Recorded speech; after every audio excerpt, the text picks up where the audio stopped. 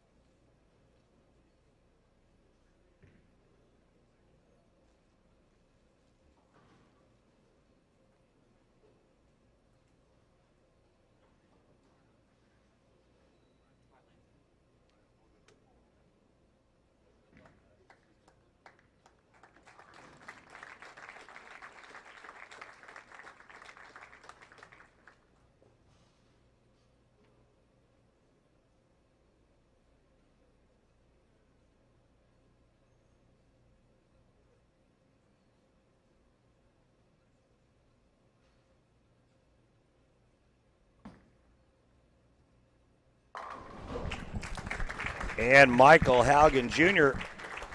gets us started with a strike on the left lane. Tom, were you present last week for the top five roll-off that Lennie ultimately won? I was. What was your take from that? Lennie, to me, watching Lennie bowl is something that I don't think most of us can describe, because the way he attacks the lane, it's just amazing, because he never misses the pocket. He's always in play. And I hope I don't jinx him. He never misses a spare. Yeah, I know. It's trust me, that's my world. Every time I say something great about somebody, something bad happens. You know, I think he's a real unassuming type of player, because if you didn't know who he was, and you walked into a local center and watched him practicing, you wouldn't think much of him. But he's extremely accurate. He throws a lot of strikes. He knows how to bowl. Well, that's it. And, I was talking to Lennie earlier, and we was talking about the USBCs, and he goes, you wouldn't believe it, but I really enjoyed playing fourth arrow more than anything. He goes, I really like playing fourth arrow. It just wasn't until recently I started playing straighter outside. Now, when you watch the style, that's kind of hard to hard to see. But, yeah, when you watch him, you think, well, with the wrist broken back right there at the peak of the swing, you think, well, he's not going to get much on it, but he just splits boards. Yeah. He just makes shots and he strikes. And now we got Michael Haugen out here as a straight player, kind of like Lennie, and he's got a red-hot hand since he's been out here also. Yeah. We talked about it a lot in the last couple of days about how good Michael Haugen Jr. is on the long patterns. Everybody thinks, well, maybe it's the short pattern, the cheat or something, but he's really good on the long patterns.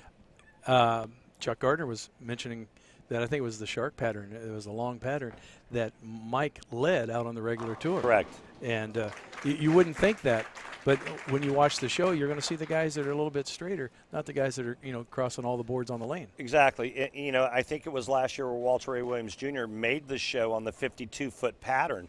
And it's because he can keep his angles and his lines in front of him. He doesn't have to get into 6-arrow and try to outstrike a Belmonte. When you've only got 8 foot of transition to play with on the back end, you better not miss your target, and your speed never should change. Right. Because the ball's going to do something different when you're crossing that many boards. And yeah, it's fun to watch. It's pretty to watch. It's pretty cool, but sometimes not effective. If it was really that good, Walter wouldn't have 47 titles. Exactly. Randy Peterson along with Tom Carter, Craig Elliott, and $2 Phil Brylow working the cameras. Our great Xtra Frame crew. and our great PBA50 staff, John Weber and Tom's wife, Linda. Ooh. Playing like right up 9-10. Close to an 8-10? Yes. Easy, Trigger, easy. If you'd have watched Lennie's position round match, I mean, obviously he throws it straight. I saw it. That pair, the first frame, he almost left the 5-7-10, and the 5-7 went out on the left lane. Again, when he come back to the left lane, he almost left the 5-7. They fell, and in his fill shot, he almost left the 8-10, and the 8 almost fell into the 10. Yeah, the 8 almost tripped into the 10 pin. It was pretty cool to watch. But this guy is riding the wave right now, Tom. And you know, we all know about momentum, and you know, it's that wave that you get on, and you ride it as long as you can. And Lennie's coming off of that hot streak, last week's champion at the Villages. You know, USBC Hall of Famer, obviously got USBC Eagles. The guy knows how to play. He keeps the ball in play. He's not giving up the pocket. Yep. He's actually just fun to watch because he strikes so stinking much. Yeah. Great mental game. He knows how to bowl. Period. You know, we talk a lot about Brandon Novak. You know, Brandon Novak made a show. I was going to bring that up. And we talk about his swing and how unconventional it is. But, you know, you look at Walter A. Williams Jr.'s game. That's not conventional. I mean, that's an octopus falling out of a tree, and he's the winningest player in the history of the sport. Yeah, you wouldn't really come out of your shoes at the line like he does, but it has worked for him. And Lennie's backing him out. I think the most excitement I've seen was Lennie when he threw the shot that he needed to win last week, pumping his arms, and he just unconventional. Hey, Craig, we have that. You got to replay that. That was the next time Lennie's up. You got to replay that. It was a great run out. Yeah, that needs to be classic. It was great to see. The next thing you know, I'm looking at Facebook, and they've got Lennie, and the quote is, "The new Dancing with the Stars contestant." Right. It's, you know, looking at Michael, you know, I've always thought and wondered how long he was going to be able to play because his style is real simple. Yeah. Except for he has rubber on his slide foot. Yeah, it's real simple until he hits the foul line. He's got a planter's, cranker's style. Once he gets to the foul line, he doesn't slide an inch, but yet he's a real straight player. Yeah, and you would think that with that kind of stop and that leverage, what most people do with that, you're just going to wind it up and rip the cover off of it. Right. And he's just right up the back of it and straight with Yep. great speed. And if he was about 50 pounds heavier, his knee would explode. Yeah, I don't. I already know about bad knees. I don't know how he does it. Hey, 3 knee surgeries right here, sir, on the left knee. I know. Yeah, we're all privy to the knee thing. Yeah, 2 knee surgeries on one just recently on the right one, and it hasn't gone down yet. It's tough to bowl when you're hurt, you know. Yes. And I'm surprised that, like you said, he's obviously in shape, but that's just a lot of torque on your knee. But it does teach you balance. If your body gets out of whack, you are going to fall. Yes, forward. sir. If he's pointing him out and going to trip a 2-pin, I'm like, he's got the world in.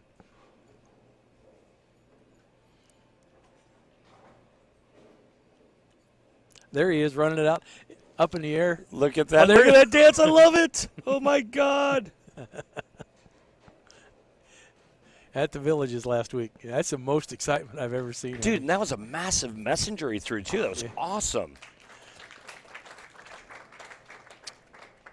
He's got a New Jersey on today. And I went, "You got a New Jersey?" And he goes, "Packer colors, baby." Packer colors, baby. Love it.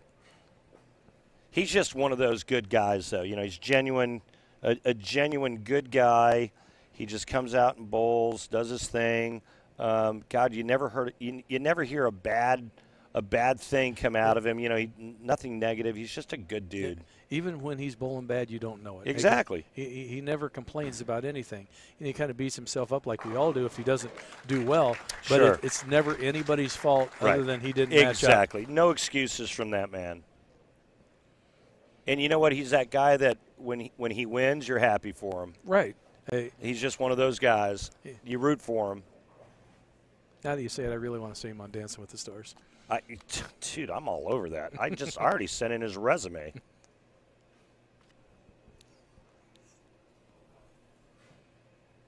Well, can't you see some? Lennie holding some people up, doing twirls. Ooh. I could see Lennie doing. I could see him doing some waltzing and but nothing fancy. Just something real simple and no quick steps or anything. Yeah, no, real slow and maybe a couple of twirls, but that's pretty much it. Now I could see Haugen just doing the salsa. I could see that happening. Yeah, he's been on fire since he come out. And we get these new players out here, and people think, oh, they're 50 years old, especially when you hear it from the kids. You guys are old. Just because we turned 50 doesn't mean that they forgot how to bowl. Yes, sir. And, we got Ryan Schaefer now. And I think, Danny Wiseman might be coming out. I think he's 50 by the time the Masters is here. Really? Yeah. A Danny Wiseman sighting? There could be, yeah. That's what I hear. Yeah. This guy can bowl. I mean, it's obvious. He's not that far removed from winning on the big tour. Now, he won an incredible title on the big tour, coming from, 52 pins back to win. And his motto, his grandfather told him, he said, no matter where you finish, if you finish in 24th, that's better than 25th. Yeah. And he always looks to try to finish, and he came from 10th in the position round to make the show. Yep. Beat Pete Weber. He shot 248 in the position round. Yeah, Pete needed to fill 20, and he went through the nose and left the 3-4-7-10. Yeah, Pete was not happy. No, you should have seen him afterwards. I was with him. Oh, no. Oh. That's something. See, I jinxed him. That's something you don't see. But I wouldn't be surprised him picking this up either. That was just a little bit left to target. Yeah. I mean, he's been playing right at second arrow. That was like right on top of it, 10-11. It looked a little grabby, too. And this pattern changes so fast. Even though it's 47 feet, and people think, oh, that's a lot of oil. Well, granted, it is a lot of oil. But the front part of the lane, because people are using sand and stuff, changes so fast. And then it forces you to want to try to move left and try to square it up a little bit. And if you hit that puddle, you don't make it, then you get back right again, then it hooks early. Left. Yeah, we talked about it for the last couple of days when players are using so much surface and big bowling balls, the big, strong, asymmetrical stuff, how the front ends just get torched. Yep. And I think I don't know how much of it is anticipation. You could go flat 10 and then do what Lennie just did in right. 2 shots. Right. So how do you move off of a flat 10? Well, the answer is you don't. And then all of a sudden the lanes break down so much that you go through the face and you leave a big split. And it happens and you don't even see it coming. Right. And at the end of the blocks, everybody ended up, at fourth arrow because the outsides, they just got fried, but it was so much in the middle. Yeah. If you got it in, you missed the head pin totally to the right, but if you got it right too quick, it went dead left on you. Agreed.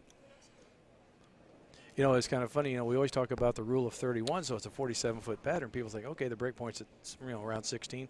Take about 75% of that. It's going to be around 12, 13, and that doesn't happen until later in the day. Correct. Everybody played literally trying to play out 5, 6, 7.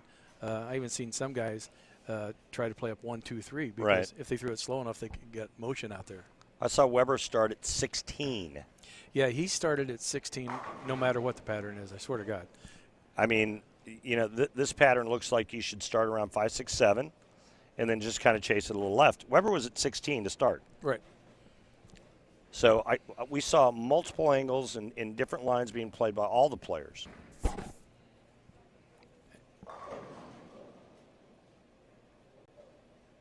I had the opportunity last week to cross, well, actually 2 weeks in a row out here. I crossed with Michael Haugen, and I watched him make some incredible shots. And, man, since he's straight enough, he hardly ever misses a spare. I've never seen him lose his cool. He's a grinder.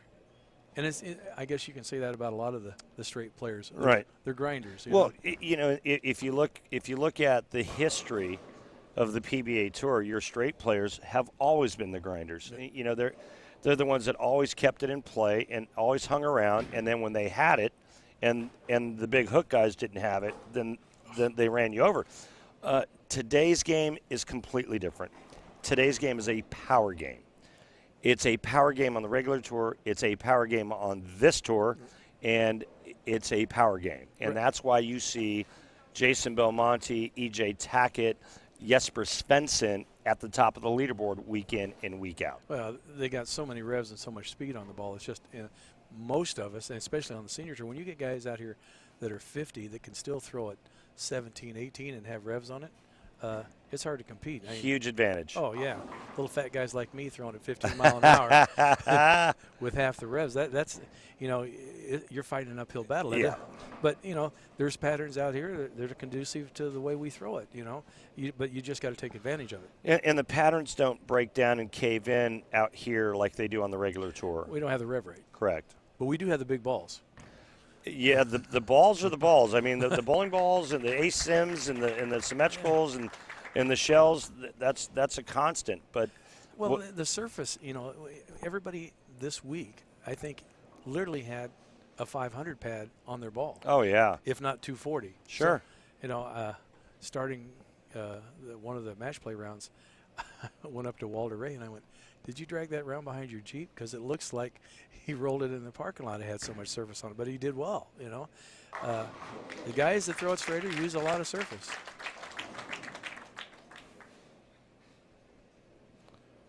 We've got an interesting opening match, folks. Lennie Boresch, Michael Haugen Jr. If I could get a scoreboard look, I could then give you an update. But I think if they both take it off, no, let's see. Lennie Boresch can strike out in the 10th frame, double in the 10th frame, and shut out Michael Haugen Jr. 237 max score for Lennie, 227 max score for Michael. So this next shot is huge.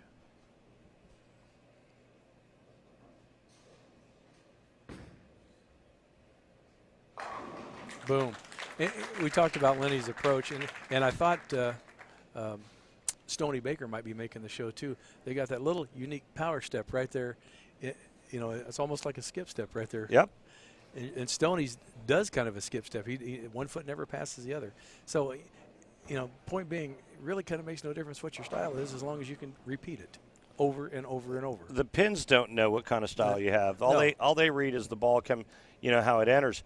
But I think the other interesting thing about Lennie's game is his release. And take a look, see if we can get a good look at what he does with his hand at release. And I think it's very unusual. I can't call it a soft hand, but it's different. It's a lot on the side. When you first see Lennie with the broken wrist and it looks like he gets on the side and back up, you almost think he's a full roller. Yeah. That's the first thing. Great point. Yep. You think, oh, he's a full roller, but you look at the track of the ball and you go, he's not. Yeah. It's just different. He's on the side, and you're thinking, okay, he's going to go, and he just kind of flicks like he's it. on the side, then he flips back up the rear end of the ball. Yeah. This, however, was a big mistake by Lennie. Michael Haugen Jr. now a chance to double in the 10th with good count and win game one.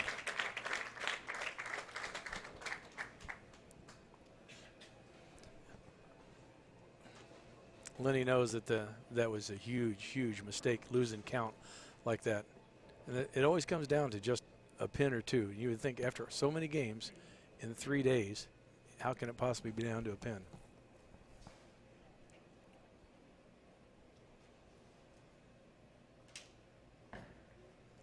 Oh, that looked yanked. Yeah, that looked rushed. Did it look fast and pulled? Yeah. He got quick on that. Normally, he always posts a shot, and he was. Yeah, he was out of it real quick. Well, yeah, and with that rubber sole on, he had no chance to hold it. Yep. His body was going forward. So Lennie gets to go to the next match. So I'm still alive in my prediction. It's a great prediction. All right, Lennie Boresch will take down Michael Haugen Jr.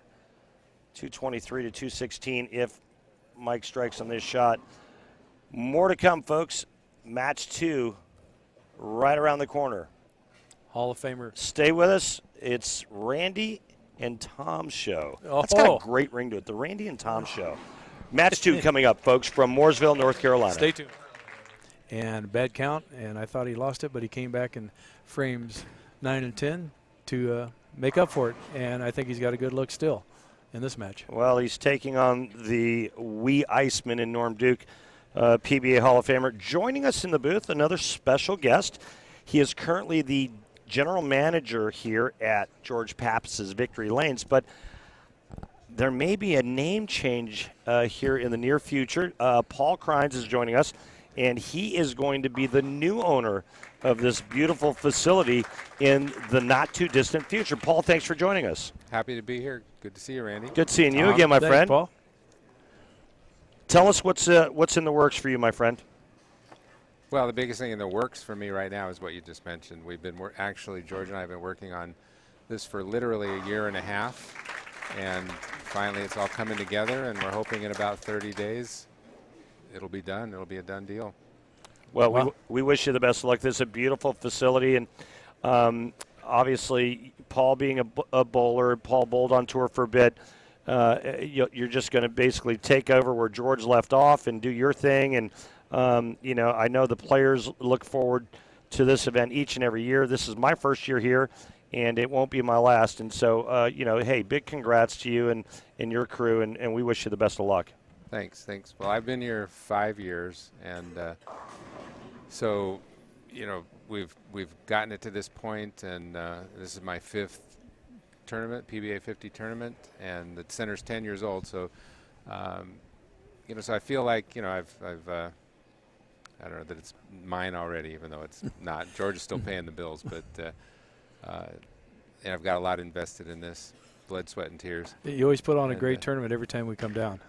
The we, hospitality rather is unbelievable, and that was uncharacteristic of Norm Duke. That was unbelievable. Just missing that spare. Yeah, you don't see that very often, especially that way. You bowled the tournament. I did. Against my better judgment. It's tough. It's tough to bowl in your own place. It is. Everybody's watching you. And you're trying not to focus on the wrong things, and just concentrate on your bowling. And I felt like I did a good job of that.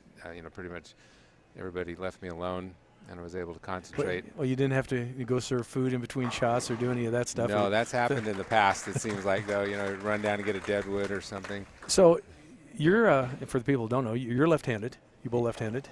I do. And so, what did you think about the condition? Well, ouch. Yeah, the results might Oh, speak for my themselves. God. Let's see. Hey, I Tom. opened up a can of worms there. Whoa. Yeah. Whoa. Well, let's see. Tom. We had one lefty. Easy. Pump the brakes, babe. One lefty got a check, so that might my say God. a lot. Do you smell that can of worms? And, I can smell it from here. I was actually it turned out to be the 3rd highest. I thought I was the 2nd highest lefty. I was the 3rd highest lefty. I missed the super senior cut by 8 pins. You threw the ball well. I watched some of your shots. I did. I thought you were throwing it really well. Thursday night I shot 300, 782 in league, and I've been throwing the ball well for a couple weeks, and I thought, okay, I should bowl the tournament. John Weber and my son talked me into it, and I don't feel bad that I bowled the tournament. I feel bad that the one tournament I got to bowl, the lefties pretty much got shut out. But well, on a 47-foot pattern, the reason I brought it up, obviously there was more righties than lefties, and there's a chance of the breaking the lanes down. And when there wasn't that many lefties, not enough traffic on your side, it's tough for you guys to open up the shot. Absolutely. And some people don't realize that in today's game, ball surface, lane surface is 70% of what's going on out there. And the better you can open a shot, the better shot you have. My and God, you just didn't have enough lefties on your side. No, and the way we moved, the cross was a little strange, so you weren't following the same people every game, which is probably good in general, but for a lefty in this situation, it made it tough. When I got to follow Mike Diaz, it was usually a good thing because he was playing a little left of me and he was creating a little bump. When I was moving to a fresh pair, it was tough. When I was moving to a pair where a guy was further in, it made it tougher. And frankly, I have never had to use 360 grit sandpaper on my bowling ball ever. When my son kind of is my ball rep, he laid out the ball. He got the surface. He says 1,000 grit, that's fine. And I'm practicing out there, and I'm thinking 1,000 is not going to do it. It's not going to do it. And I heard Walter Ray was using 240. Yeah, he was using 240. Yeah. A couple of tournaments ago, Walter literally used a sanding disc on the ball, which would be like, 100 grit. I mean, right now on the show, if you just take a look at Lennie's, he's throwing a no rules, you can see that it's a little white looking. Yeah, It's been sanded, yeah. you know. It's leaving dust on the lane. And these two guys are playing, which is unique. They're playing two different lines out here. You still got Lennie playing just a little outside of 10, and you got Norm that's already moved in to like 12, 13. Reason is because two completely different ball rolls that read the front part of the lane completely different. Norm's got more roll, more heavy roll, more end-over-end roll, and his ball's going to read the front. Right. Lennie's got that kind of voodoo side thing going, Which and his ball doesn't read like Norm's does. Right. Yeah.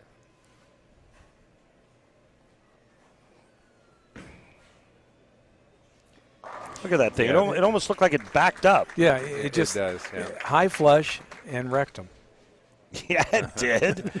And no, that's not the ball he's using, folks. But, I mean, look at this thing. It looks like it's pulled and it's falling back. Now, realistically, if you'd have thrown that, Norm thrown that, somebody that has a lot more axis rotation. I would've Big Ford. No, out of flat 10. You'd have flat 10? Yeah, flat 10. That's my middle name, flat 10. Randy Flat 10 Peterson. Hey, you just went to 16-pound equipment. I did. I I love it. You must be working I out. love it. If I could throw 17 pounds, I'd throw 17 pounds. I am never going back to 15 pounds, ever. I am so done leaving week 10s. I swear to God. I hate it. But what, a guy shot 820 the other day with you and throwing 15 pounds. He shot 832, but that's Jeff Evans, and his rev rate's like 100 RPMs higher than mine, and he's about 30 years younger than me, so. Is that a problem? Not for him.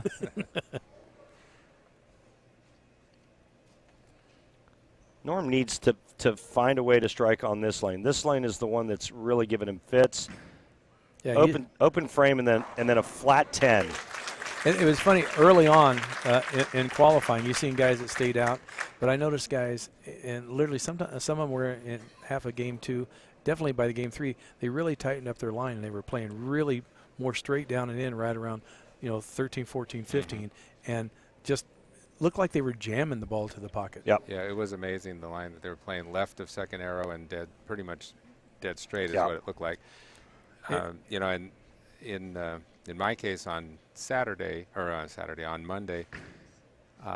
it was for me. It was flat 7, flat 7, flat 7, blowout 10, blowout 10, flat 7, and then we didn't have enough surface, and that's when I said, Ben, we got to get it. Paul, go to 16 pounds, man. Yeah, Go to 16 pounds. That slow everything down. You'll still leave the 10s, but the flat 7s, you'll leave half as many. At the end of the block, though, I tried something very old school. You might appreciate, both you guys might appreciate this, is I felt like I had to lengthen the lane to get a little more roll, a little more pop on the back. Mm-hmm. So I literally moved a foot back on the approach. Yeah. And it felt really weird because I was telling myself the foul line's a foot closer. Don't go faster and get to the foul line. Right. Just stop a foot, and suddenly I started striking, and the guys on my pair were asking, "What'd you do?" Suddenly you're striking. 'Cause I had a great look. I really had a great look the whole time. I was getting to the pocket without any problem, but I wasn't striking. And when I started striking, what'd you do? And I moved back a foot on the approach, and they said, "Oh man, that is old school." You made the lane 61 feet long. Yeah, then. I did. I need a 61-foot lane. Got me that one extra rev. I left my share of solid 8s too, just like that solid 9 that Lennie just left. Well, the shot before, he actually arced the ball and got it out, and it never recovered, and he left that bucket. And fortunately enough, he picked it up. And a bucket on this is, that's almost like throwing a double if you pick it up, because there's so much oil to get to it, the ball can actually fall back. Here's one. I left a 3.56, right? The left-hander's version of your 2.45. I shoot at it fairly straight, but I am left-handed, so I'm going at the 3, from the left side. I chopped the 3 off the 6 because the ball literally backed up. Yep. I chopped the 3 I off. can I see took that. out the 3 and the 5. Yep, I can see that. With this length of oil, now it's Norm Duke time right here. The wee Iceman. Yep. Did he get it off his hand? Oh. Well, that was his opportunity to take the lead in this match. Yeah, he about fell down running that one backwards. It's kind of unique, and obviously he's playing the lanes different because that ball is 5 boards right on the right lane compared to where he played the left lane. Wasn't a good shot. He fell off of it immediately. Normally when Norm throws a good shot, he posts it perfectly. Yeah, he holds it and until that was it spins. That was a throw and hope. You know, Yep. Norm uses 16 pounds, and he flat 10 with that ball. And from that angle, he shouldn't flat 10 if he gets it out of his hand the right way. Yeah, you can see it didn't come off quite right. That little extra forward roll went a little bit longer. Yeah, the little guide at the bottom, you know. Well, when you don't have a lot of room out there, you tend to want to try to place it a little bit and just kind of help it along, you know. Yeah. 8-pin match, guys. See, that shot was posted. Yeah. And he moved. Big difference. It moved a little right from the previous shot on that lane also. This The is classic style. He posting Yeah. the shot, watching the entire motion of the ball, reading the lane. a typical Norm Duke shot right there.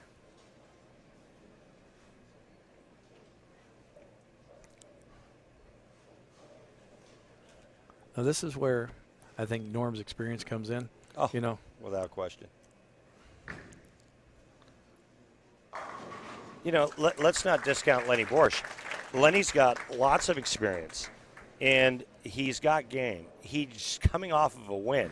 Do you think that there's anything going on in Lennie Boresch's mind right now that says, oh, my God, I'm bullying Norm Duke? no, Heck no, not He at all. doesn't care if he was bullying Norm Duke or Chuck Norris. He's going to go about his business the same way. And he's won here before too, so he's comfortable here. I think Lennie's just comfortable on the lane, period. It just seems to be home for him. Got it right. Ooh. Got that one a little right. It's not going to recover. That could be devastating for him because if Norm figures out that right lane, posts right. the shot, Well, doubles up.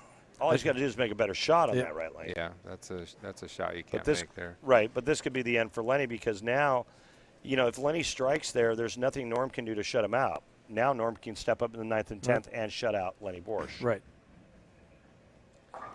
Question is, can Norm throw a three-bagger? He's got one double in the whole game. Well, he's been known in a clutch situation to throw a few. I mean, if you had to have a guy to throw you one strike for $1 million, would Norm be on the short list? Yeah, I He'd would be think. at the top of my list. Right? Yeah.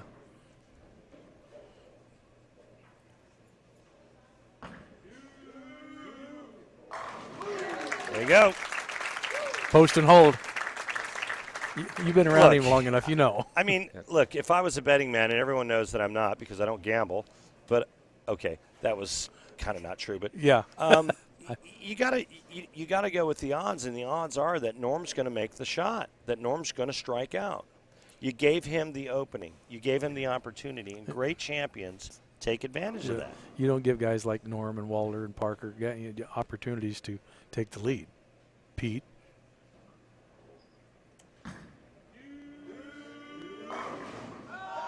Oh, there it is.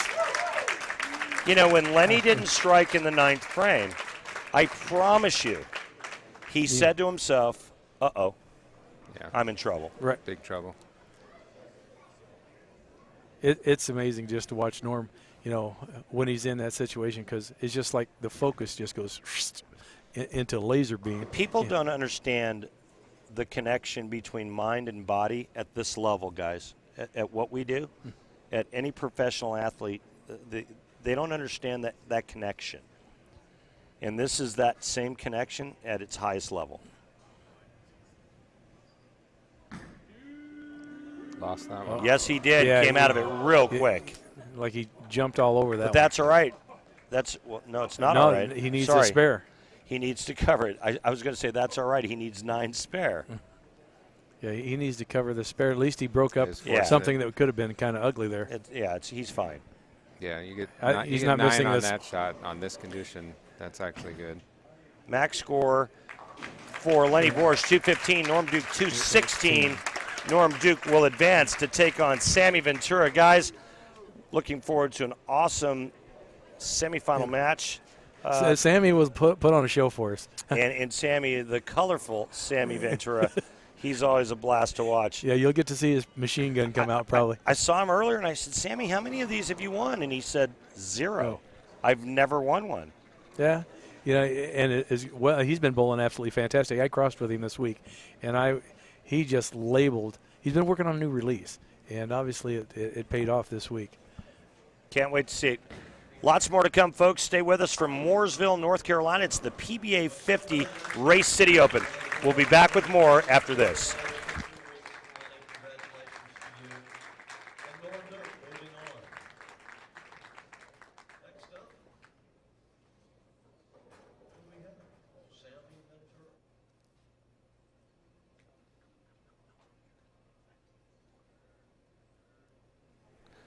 All right, everyone, we are back. It is Norm Duke taking on Sammy, the Body Ventura. I knew you was going to say it. I had to get it in before you because I didn't want you to steal my thunder. No, you were sitting there working on it. I wasn't going to take it. Tom, how many pro shops do you have back home? Well, I had 5. I just sold 4. I'm down to 1 now in Columbus, Ohio at Wayne Webb's Columbus Bowl. Yep. Beautiful shop. I've seen it, and you do a great job there. But, I mean, just an absolutely spectacular pro shop that you have at Wayne Webb's Columbus Bowl as we see Norm Duke putting 10 in the pit. I'm going to pick your brain here maybe a little bit. I'm going to sprinkle a little bit of it throughout the telecast. This could be scary. Because I just started drilling recently, but I need to get better with layouts. I'm gonna pick your brain here and there. Yeah. That's all. Sammy's going to put on a show. Well, layouts are the hard part, and everybody thinks there's a magic layout, and I don't. Well, I know that at times as we see Sammy the Body tripping the 4-7 out, and look at him go, baby. He's got the great reaction, and I know that at times it gets to where you're kind of like looking for the black cat in the dark room that doesn't exist, right. and I'm good with that. But simple stuff like making it start early, making it start late. Michael Haugen Jr. is giving us some intel. Oh, saying beautiful that shot Sammy's using 2 different balls. Thanks for that, Mike. Great week for Michael Haugen Jr. Yeah. Wait a minute, I got more. Left lane is burning up in the front. They just paralleled him in, and Sammy Ventura off to a nice start. Sammy could give him a run. He's been working on his game. That new release, he's not shy. No, he's not shy. No, he's not shy. scared. No. But this is the wee Iceman. Yeah, Do you not know who this is? I understand who this is. But this is Norm Duke. We got a guy here that is hungry, and he's an East Coaster. He's a New York boy. He's out there fighting. And now we got the crowd going, Duke. Well, he gave it the okay sign. That is the okay, I'm good with just leaving that. I'm okay with that. Look at the eyes. I mean, they're glass. With Norm, competition is competition, and it doesn't matter if it's the PBA50 tour. Look at him. It's the same thing when we watched him in the PBA League Series. Same thing on the regular tour. That's the Norm Duke. That's why he's a Hall of Famer, and that's why he's one of the greatest players of all time. And you know what? You and I both know him personally. Yeah, we do. Well, you know him much better than I do. But because we lived in the same town for a long time. And then I got divorced and I moved. No. Yeah. But, that happens. That's okay. Yeah, but, that's life. I remember this kid when he first came out on tour. Pin up, mass out. What's that do? You're laying Pin out balls. Pin up, mass out. It's going to give him length and back end. Exactly. It's going to that mass out's going to give up a little bit earlier roll. It's going to start rolling just a little sooner. The pin's going to give him the length. And that gave him too much length. 2, 7, 8. Are you kidding me? And that's the thing when Mike said that they paralleled Sammy into the oil. When you get in a little bit too much, and on this pattern, a board, the ball just doesn't read. It just goes. It'll scoot like it's on a sheet of ice. I get that. But what was brilliant was how you picked up on that layout when he put it in his hand, and then you segued right into it. It was unbelievable. Great timing, Tom Carter. You've got a future in television. Oh, sure I do. How about that? He picks up a more aggressive ball with a little bit different layout that rolls a little earlier to get across the oil. Ladies and gentlemen, I've been rendered speechless by Tom Carter. That's a great cover by Norm Duke to stay clean. Now, Sammy the Body, Ventura. Sammy's layout, pin up, mass out. And he's doing that new release that he's got. He's been going around the ball trying to spin it a little bit. Make sure it just holds the line.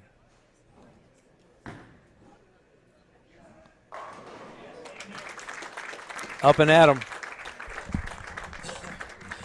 Some people might say he went around that because his elbow went out, but he's trying to do that. So if somebody says anything, he's been trying to do that to get the ball down the lane. It works. All I know is that Sam Ventura has never won a PBA50 event. He's never won on the regular tour. And I'll tell you what, it's hard not to root for this guy. I'm always an underdog rooter. You get right? Yeah. How can you not be? Yeah, unless you're a narcissistic, pompous, which we're not. I mean, it's hard not to root. But it's hard to root against Duke because he's so good. And he's so cool. Yep. And, of course, we just said that, and Sammy goes through the nose. But that's the lane that Mike Haugen Jr. told us was checking early. And so, that's going to be an adjustment right now in Sammy's head. All right, did I throw that good? Yeah. And it read early, or did I pull it? Mike Haugen says it was slow. He's slow. Missed in. Which quite honestly is getting slow on this pattern, Tom, is not a bad miss. No, look at Pete. Pete's a little bit slower, but he's got a roll that nobody else can do. So yeah, right. Yeah, he's got. Look at that. See? Pin next to the ring. Pin next to the. No, closer to his axis. He's changing balls. He changed balls. Yes, sir. So now this is going to start up sooner than the ball he was using. Yeah, he got a little bit more surface. This Plus is symmetrical right. compared to the asymmetrical ball he's throwing. Plus he's got surface. He liked it. And that's why he's known as the wee Iceman. You know the one thing that Norm said to me a long time ago, Tom? He says you have to be able to make adjustments, make changes, make moves on command with total commitment. Well, you say that, and I do a lot of coaching. I'm very fortunate to work with some wonderful kids and adults. And I tell them the biggest part about making a shot is committing to what you're going to do. And most people, they make an adjustment, and they always double guess themselves, and they go, I don't know if this is going to work, and they don't execute the shot. How can you execute if you can't commit? And then, and I tell them, oh, my. We've only got 10 frames, and now you've wasted one. We don't know if that adjustment that you wanted to make is worth the darn because you didn't commit to the shot. Norm knew it was going to go a little bit high. He tried to wave it off, and then it goes dead flush for a stone 7. And this, maybe not, albeit maybe not a great shot, but that should have struck. I'm sorry. Yeah, you've seen the 4 just wiggle and go around it. That should have struck. But, his ball was doing something different than Lennie's when it went high. Lennie's ball wasn't still going dead left. Right. Where Norm's was. It is still driving. You could see it going through the pins. Yes, sir. Sammy in the driver's seat right now. Sammy Ventura. Love it. Look at him fidgeting. I love it. Wait till we get the handshake. Maybe he'll do it. Maybe he won't. Oh, no. All right, out of trouble. Out of trouble, Sammy. Now, Sammy, and I can't think that he's thinking it either, but he might be since he's in this position. He's bowling Norm Duke. Yeah, I mean, you got to think that that's always going to be in the back of your mind. But, right now it's score versus score, and he's ahead. Yeah, well, sometimes when you're ahead, you go, okay, don't do something stupid. Let's kind of play safe. Just get it to the pocket. And a lot of times when you think that way, that's when you do something stupid. Great spare. All right, so let me ask you this. What would be going through Sammy's mind right now if Norm carried that solid 7 and all of a sudden put the heat on him? I would think in his mind he would get, to me, he'd just get more focused. You try to get more lasered in, but not grab it at the bottom of the swing. A lot of times when people try to over-concentrate, they also squeeze. So different ball, different line.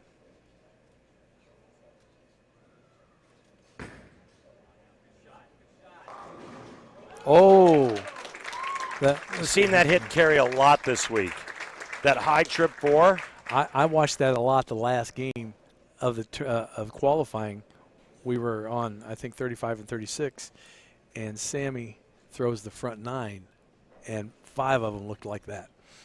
It's a sexy man. That's Sammy Ventura, baby. Sammy the Body Ventura. Now, Duke trailing by 17.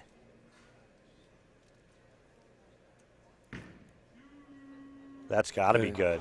Oh, no. Oh, that was not the Norm release we normally see, it's like he kind of fired out of that. See, it didn't look like Norm, the solid post. That ball checked up way early. And he was even confused on that. He thought it was a good and he paid for it. Yeah. He thought that was a good shot. That's got to make Sammy hopefully not a little more comfortable, but not so comfortable that he just misses it at the bottom of the swing. You know, you can get in that mode where you're thinking, oh, I got this in hand. Then Norm's not a person to just give up just because they split.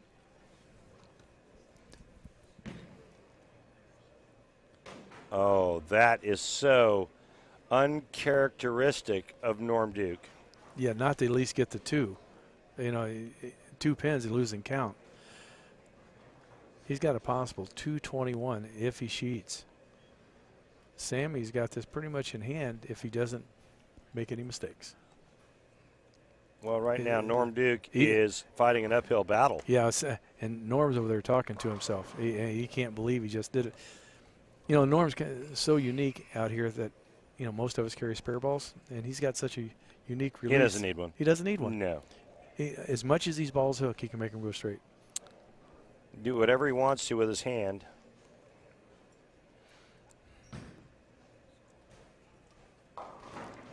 Norm is completely confused by his ball reaction. Yeah, it looked like he tried to go around that one a little bit just to get it to bounce back, and it didn't do anything.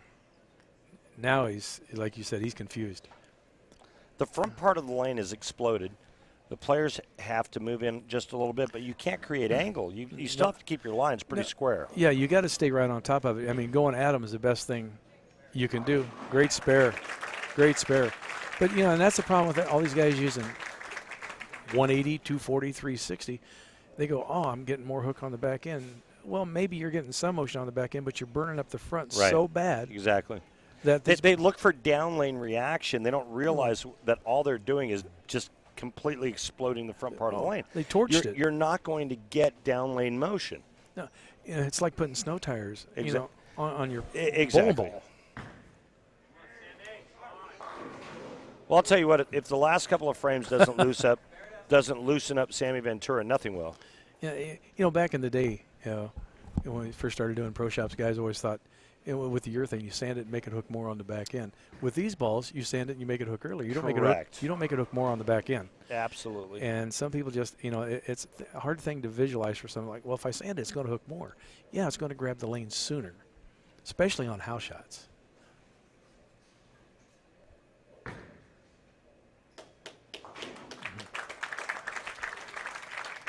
Sammy get loosened up here in a minute, and we're going to have arms and everything flying everywhere. He's pretty animated. He's fun to watch. It would be interesting to see what would happen if Sammy were to snap off his first ever career title out here in terms of reaction. But right now he's got a nice lead. He's got a 33-pin lead over one of the greatest bowlers on the planet, Norm Duke. Well, you know,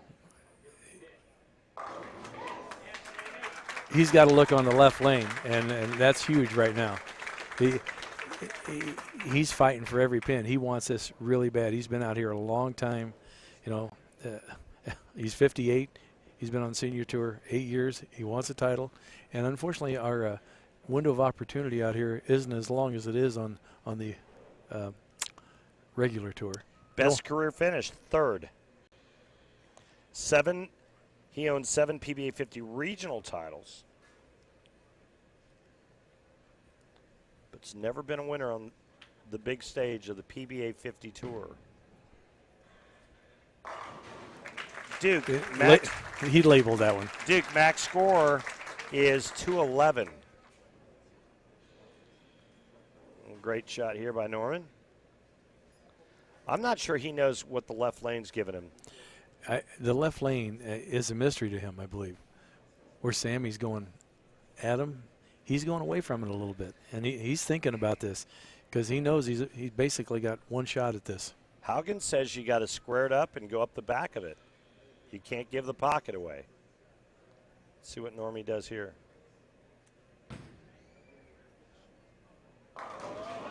Brooklyn. He has no idea. But the good news is he's off lane 27. Yeah, he thought that was good. And right there at like 38 feet, you seen that ball starting left immediately.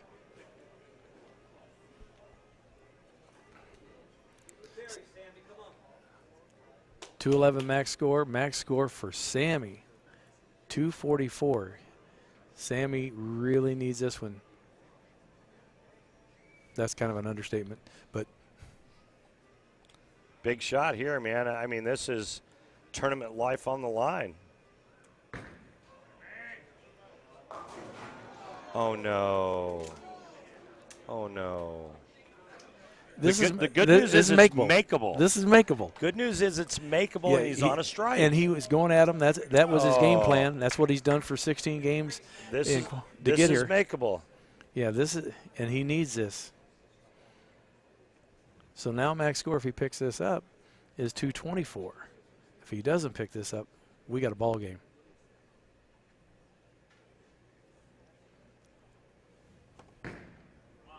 Nope. Nope. Not unless something bounces out of the back. Yep. Ninth frames. 211 to 212. Wow. How's that? Strikes out. It's his. He moves on to the title match. He's got to forget about that frame. It's over with. He's got to focus on the job at hand, and that's putting 10 in the pit right now. On this lane looks terrible.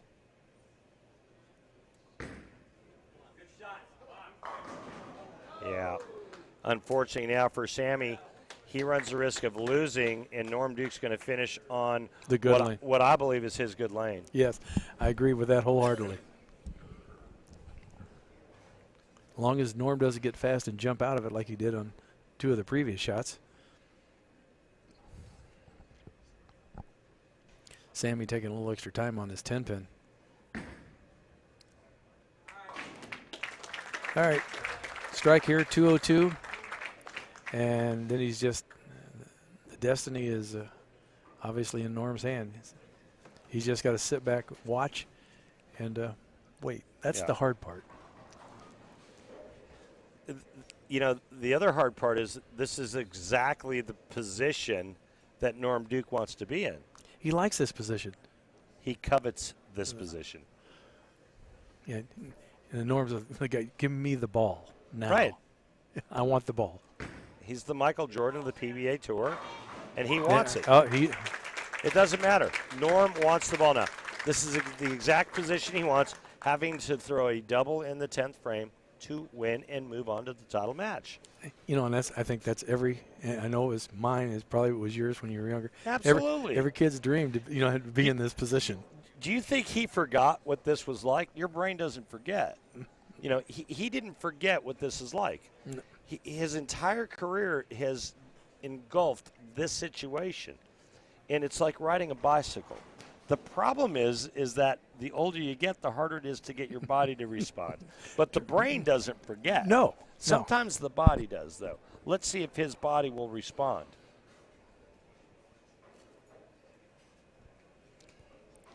The eyes.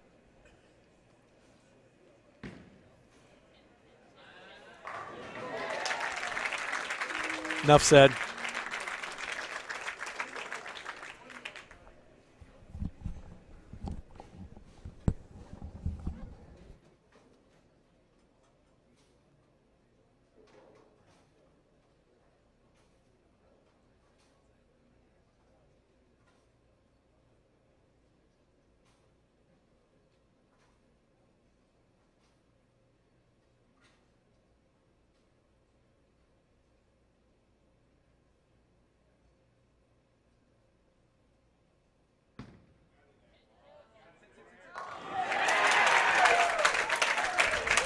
Well, you were seeing snippets of the Pasco Open, but there will be no repeat performance. That's Norm Duke. Doing what he does. You know, overcoming adversity. You know, great champions overcome adversity. They persevere, and that's what Norm Duke just did there. It happened last game. There was an opening. Yep. He sees an opening. The eyes get beadier. What a great comeback from Norm Duke. Norm Duke will bowl Kenny Parks for the title here in Mooresville, North Carolina. It's the Race City PBA50 Open. Myself and Tom Carter will be back for the title match after this. All right, everyone. It is the title match here at the PBA50 Race City Open, Mooresville, North Carolina, just a stone's throw from where I'm residing currently in Charlotte, North Carolina, about 3.5-hour drive. Oh, Randy Peterson along with Tom Carter, Craig Elliott working the buttons, and $2 Phil Brilo doing the camera work. Great title match. My question to you, Tom, is this the biggest height differential in a title match in the history of professional bowling? I'm pretty sure it is. Kenny Parks is about 6'7". Norm Duke's about 5'4". Yeah. Well, there you go. Kenny's backswing's a little higher than Norm.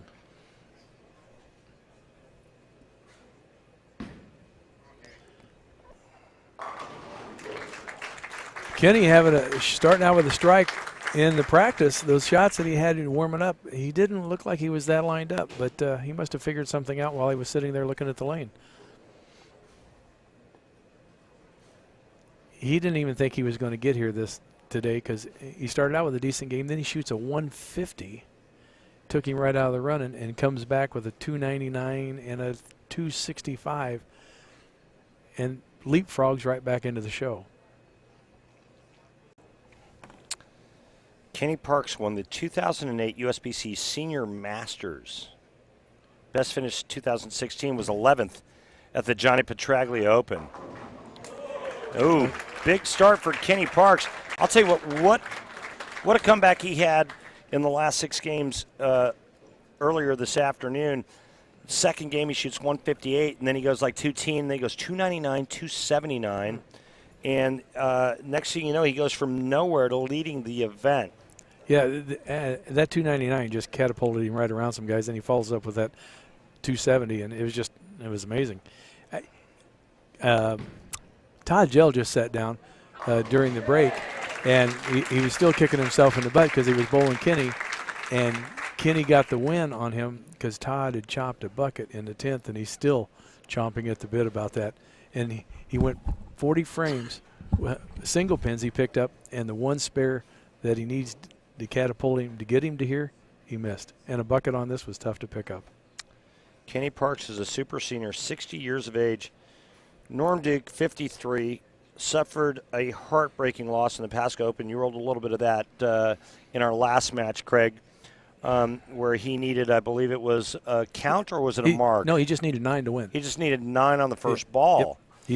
Or any mark, right? A mark would have been fine, but 9 on the first ball was a win. 2, 4, 8, 10, and gifts that title to Brian LeClaire. You would never expect Christmas to come that early, but it did. And so now Norm is here for redemption. Did not bowl last week, and I don't know what's going on here, but I'm guessing it's tape. Nope, it's something about the shoe. Yeah, he must feel like that. You know, we had mentioned earlier in the matches he kind of jumped out of some shots, and maybe it's because of his shoes kind of feel like it's sticking. How are the approaches this week? I thought the approaches were fine. Even with my knees going whacked, I thought the approaches, I didn't have a problem with them. I didn't see some of the guys, they thought they were a little tacky at times, but I didn't for myself. And my feet are fast. So normally if the approaches are bad, I feel it. Norm has obviously figured out that left lane. Well, Tom, the reason why I ask is because our center in Charlotte, North Carolina, which is like 2 miles from the beach, we have notorious tacky approaches, and I'm trying to figure out a way to get around it. I don't know if it's humidity. I don't know if it's do we need to cool the building down more. I don't know if it's something that we could actually put on the approaches. Well, buffing the approaches really help out. Buffing it with what? Alcohol. 99% alcohol, right? Yeah. You pour it on the approach, you use the white wheel. Yeah, and buff it.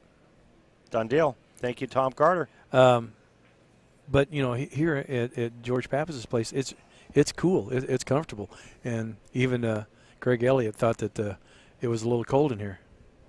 And I think it's comfortable. But, you know, on synthetic approaches, to me, the cooler you keep the building, the less chance for stick. Right, exactly.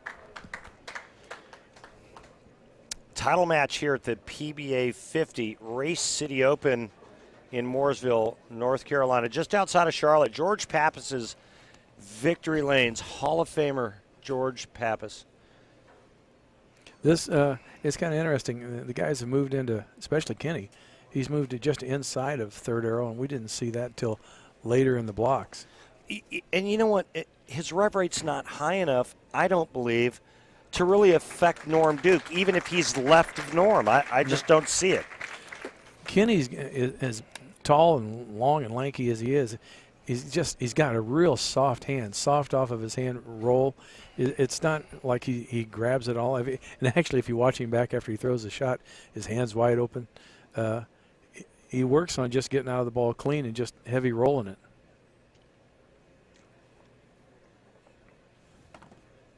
Well, it's amazing that a man this tall has such a short backswing. You watch his push away now, Tommy. There is zero push away. Drops it in. It almost pulls it back. Well, look how low that swing is. There's not a lot going on there for a guy that's that tall. No, and he doesn't throw it hard at all. You would think that, a guy, he'd be wheeling that thing down the lane. Well, when your backswing is just to there, it's kind of hard to throw it faster than that. But, when I think of guys that tall, I think of Steve Cook. I think of Wes Malott. I think of guys like that. And, Steve Cook was a monster. Yeah, but he had one of the best knee bends in the game. He was a monster, and he had sick knee bend. Yeah. You watch a guy that tall. I doing coaching again, a lot of times I get tall guys, and they go, well, I'm tall, I can't bend. And I go, that's not true. And I'll find old videos of Steve Cook, and I'll bring it up, and I go, don't tell me you can't bend. Here's a guy that's 6'7" and got a knee bend. It's unbelievable. There's two ways to get down to the foul line, knee bend and body tilt, right? So you either bend from the knee or you bend from the waist or you bend from both. Right. Wes Malott bends from the waist. Right. Steve Cook did it with his legs. And right now Norm Duke is doing it with his maple moxie in his right hand. First four. And the beady little eyes. Don't forget those. He's got formaldehyde in his veins, I swear to God. That's even better than ice water.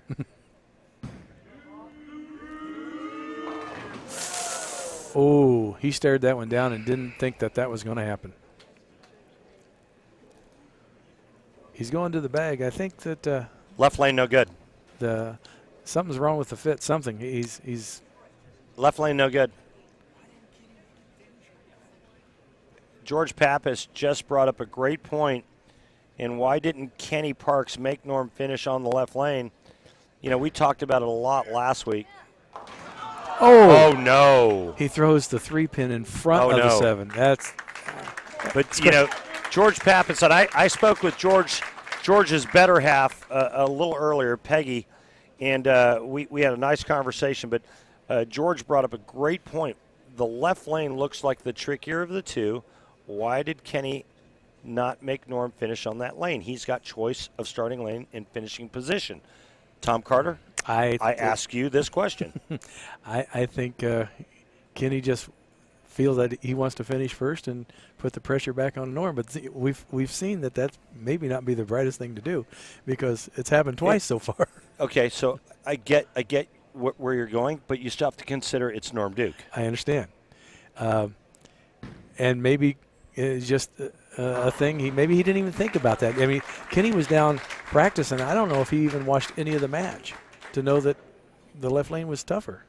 Is it wrong that every time Kenny throws a shot, all I can think about is, here I go again on my own, going down the only road. I'm sorry, Craig, are you with me? He's got his eyes closed. Are you with me, Craig? Is that wrong? I mean, it's like a little hairband thing. We call it everybody just turned around and looked at me. I'm like, hey, guys, mind your own business. The bowling's that way. We call him Big Bird, He really is a kind soul, and he loves the bowling. And right now, Kenny Parks is in position to win another PBA 50 title. Yeah, a regular title, not a major. Uh-oh. See, and that's a problem on that lane, Tom. It checks early, and then you move in and you try to open it up a hair. And they don't come back. And it goes 72 feet. Keep in mind, folks, the bowling lane is only 60 feet, but yeah. 62 feet. Hey, Tom. 5 5/8 inches. Tom, 60 feet's good enough. We have a request from Kenny Parks. No more White Snake lip syncing, please. Hi. Another one of our esteemed colleagues has stepped up close to the booth. Another great bowler. Wait for it. That All ball right. didn't even try to go to the left side of that head pin. How big is the wraparound 3-pin around the 7 for Duke now? Huge. Kenny literally thought that ball was going to hook, and it just stayed right there. Yeah, and again, it just makes me want to try to somehow figure out why Duke is going to finish on the right lane. You're going to give a guy that just absolutely relishes, covets finishing late. To finish on the good lane. Give me the ball. We talked about it the last game, the last match. We talked about it. Give me the ball. This is what I want. What did he do? Yeah, same thing. And now you're going to. That's why we didn't talk, because we did exactly what we thought was going to happen. Hey, but you know what? We're not bowling. We don't know. We don't know what's going through Kenny Parks' head. We don't know what his ball reaction was like. We don't know what he was feeling. But you know what? The obvious is pretty simple. I watched him warm up. I can't believe why he didn't really have a look on the left lane. I can't believe that and you see Norm was struggling on that lane. Why not have Norm finish on the left? Left lane is impossible right now. I'm telling you.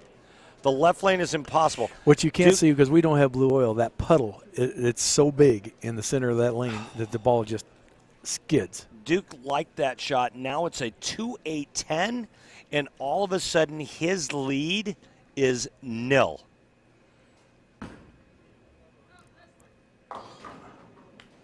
Done. We are all tied up, folks. No, I'm sorry. Norm Duke trailing by a pin. I'm so good at math. He doesn't even have a pencil. So good at math. It's all done in my head. It's a gift. You're used to the big numbers. Just the zeros. Oh, that was right great. there, right on top of you, babe. Yeah. Kenny looks like he's having a little bit of fidgeting problem with the thumb, making sure he's getting out of it the right way. You just see him setting up.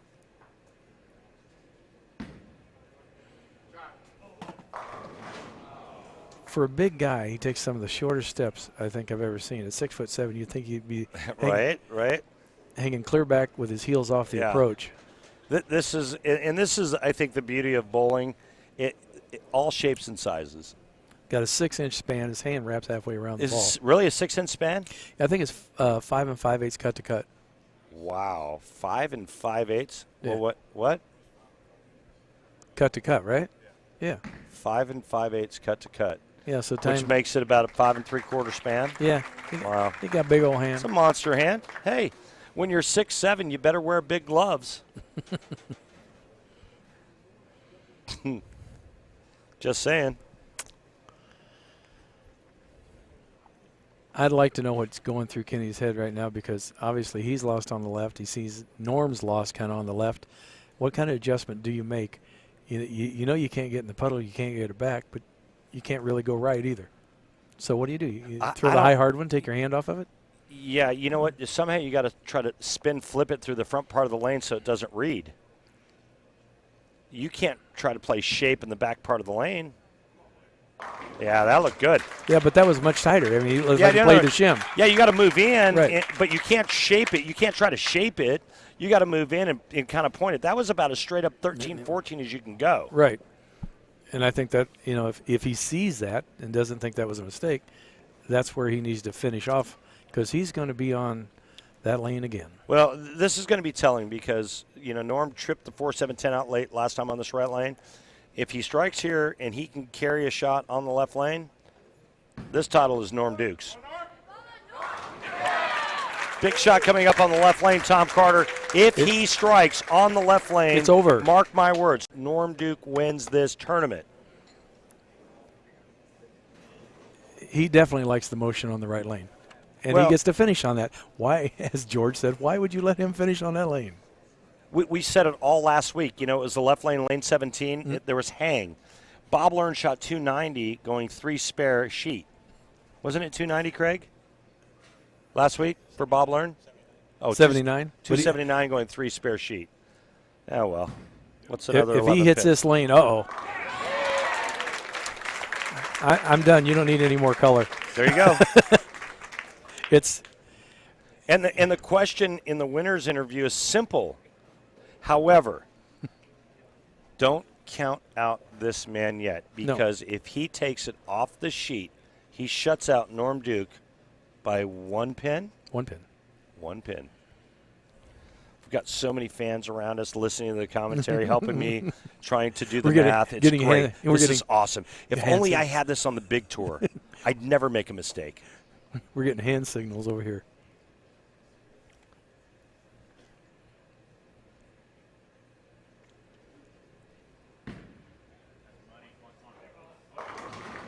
Solid 9. He dead labeled that one and left a solid 9. Tournament ends on this shot right here. This is just for Kenny Parks. What a shame.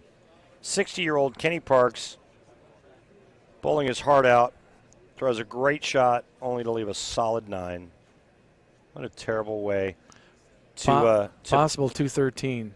Yeah. Hey, anything can happen. Listen. He's not mathematically out of it yet. No, sir. But, the way you've seen Norm finish on the right lane the previous 2 matches. It's a Davy and Goliath kind of match. 6'7" Kenny Parks, 5'4" Norm Duke.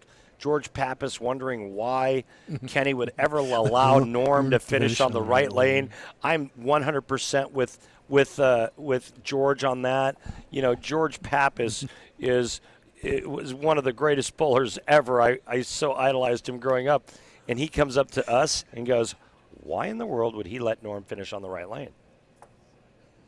Big question, guys. We'll have an answer in a minute. What are you looking at? Kenny. Great shot. Yeah, he jammed it again. Now, could you imagine all of this buildup and Kenny doubles or strikes out in the 10th and then Norm opens on the right lane and then we have to go back and edit all of this? Okay, wait a minute. That's why I'm not saying anything. We can't edit any of it. That's the point. But we're live. It's not Memorex. Everything right now is pointing in favor of Norm Duke winning this tournament. But it's not over. No. You're talking about knee bends. The greatest knee bend one that you ever seen was George Pappas' knee bend. Oh, George, he had the upright upper body and the great knee bend. Now, this shot here in good count, and I think it forces Norm to get the first hit in the 10th. Does it not? I'm pretty sure you are correct. All of a sudden, our scorekeeping fans have bailed on me. You'll get a text, don't worry. Big shot here. Look out. So all of that stuff that I said before could all be for naught. Yeah, it could be. We basically wrote this man off. He was left for dead. And he gets up in the 10th frame. He doubles. Now he forces Norm Duke with good count, right? I need to see the scoreboard. If he gets 9, he shoots 212. He forces Norm to get the first hit. Right. He needs 9 to force Norm to strike on the first ball. Remember all that stuff I said earlier? I know. And somebody resurrected him and CPR, boom, and he's alive. Disregard. Disregard all of that. That's why it's bowling. You're never out until you're out. The last 6 games, amazing. The title match here at George Pappas' Victory Lanes, amazing. Kenny Parks, super senior, going toe-to-toe with one of the greatest players of all time in Norm Duke. How about that finish? Finish? He did not give up one iota. He labeled those last 3 on a lane that was not playable. And is it okay if I say he did it on the crappy lane? Yeah. Because it's Xtra Frame, I can say that. If it was ESPN, I can't say that, but I can say it on Xtra Frame. Well, that was the crappy lane, and he labeled all 3. Duke has to strike on this ball. Shot. If he does not, the title goes to Kenny Parks. It is. Look at that. formaldehyde. It's not ice.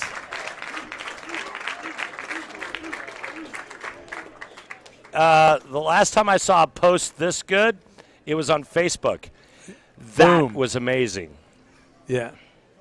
The left lane. George Pappas walks by and one more time says, the left lane.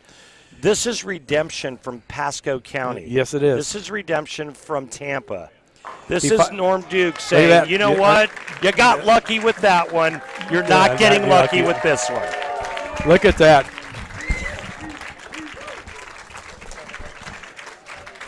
Unbelievable finish by Norm Duke. He needed the one in the 10th, a redemption from Pasco County. And we have a winner here at George Pappas Victory Lanes, Norm Duke. It'll be down on lane side with Randy Peterson and John Weber for the check and trophy presentation. Thank you, John Weber. Hey, everybody, how about a great round of applause for your champion, Norm Duke? Thank you, thank you. And also a great round of applause for Kenny Parks, super senior Kenny Parks. What a performance there in the 10th frame. You know, Norm, it was just a couple of weeks ago where you were in a similar situation just outside of Tampa. Pasco County, you need to fill the 10th frame, and it didn't happen for you. Tonight was a much different scenario. Take us through the last couple of shots on this very tough finals pair. Well, first of all, Randy, all I needed was like 8 on the first ball 2 weeks ago, and I missed that. So that was disheartening, and that's all I could think about, sitting there watching Kenny throw the shots of his life. You know, right now, they're hard. Lanes are hard. They're changing every single shot we throw. So to be fortunate enough for the ball to even get to the pocket, it was something else. So hats off to Kenny Parks. He outbowled all of us. What kind of adjustments were you making on the left lane? Well, you know, the lanes came together. I was originally 2 different balls, and this lane was okay. The left lane was horrible, but then after a while, they both ended up almost identical. And I don't know how that happens. You know, we both competed with George back in the day when we first started, and George Pappas was an amazing guy that we all looked up to. He was our leader. He was our president. What does it mean to you to win this event in George's house? Well, first of all, George Pappas and Gary Dickinson were my idols growing up, and they both know it. I appreciate George for all that he's done for Pro Bowling, all he's done to the community here with the Victory Lanes. He's a great individual, and it means a whole lot. And also thanks to Paul Kreins, his manager, one of the best ever. Thank you, Paul. Appreciate it.